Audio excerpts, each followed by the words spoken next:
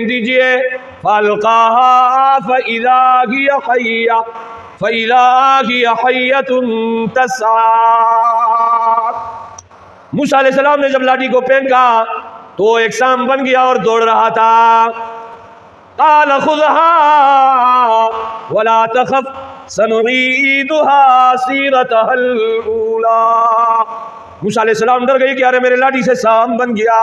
اللہ رب العزت نے فرمایا کہ آپ اسے اٹھا دیجئے، وَلَا تَخَفْ، ڈریے مت، سَنُعِيدُهَا سِيرَتَهَا الْأُولَىٰ، ہم اسے دوبارہ اپنے حیت اور کیفیت کی طرف لٹا دیں گے۔ اسی طریقے سے میرے عزیز ساتھیو، موسیٰ علیہ السلام فرعون کے پاس پہنچا اور انہیں دعوت دی۔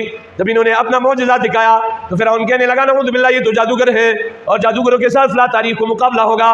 موسیٰ علیہ السلام مقابلے کے دن آئے اور جادوگروں کے سارے کرتوتوں کو معجزے نے سمیٹ لیا۔ جادوگروں نے جتنے کرتوت کیے تھے